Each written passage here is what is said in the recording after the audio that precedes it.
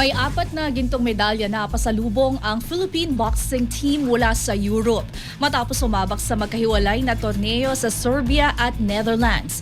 Pinatunayan muli ng mga Pinoy boxer na kaya nilang makipagsabayan sa international stage. Ang ibang detalye alamin sa pag-abante ni Jet Hilario. Bumida ang Philippine boxing team sa European campaign nito matapos mag-uwi ng 4 na gold medals mula sa mga torneo sa Serbia at Netherlands sa ilalim ng Association of Boxing Alliances in the Philippines.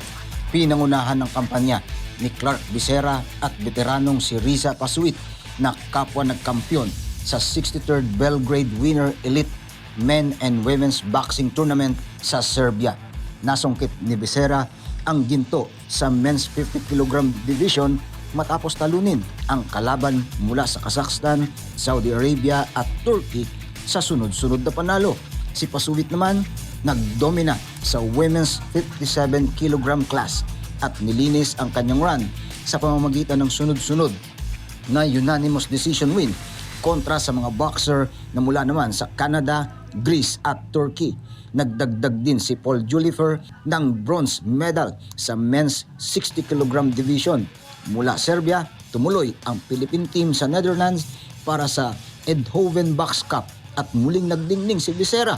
Muling nagkampiyon ang batang Pinoy boxer sa kanyang dibisyon matapos talunin ang kalaban mula sa Belgium at Ukraine.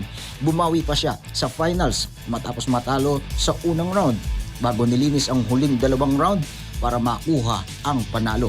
Samantala, nagbalik aksyon naman si Carlo Paalam at nag-uwi ng ginto sa men's 55 kg category.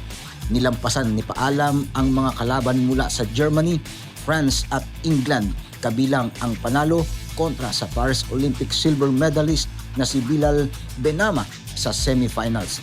Ayon kay ABAP President Marcos Manalo, higit sa medalya, ang mas mahalaga ay ang ipinakitang tapang at paglalaban ng mga Pilipinong boksingero. Dagdag pa ni Manalo, malaking senyales ito na nasa tamang direksyon ang paghahanda ng national team habang papalapit ang kanilang susunod na malaking misyon sa Asian Games sa September. Matapos ang 4 na gintong medalya sa Europe, mas buo ang kumpiyansa ng Philippine boxing team sa paghahanda para sa susunod pang international competition. Ako si Jet Hilario, Abante.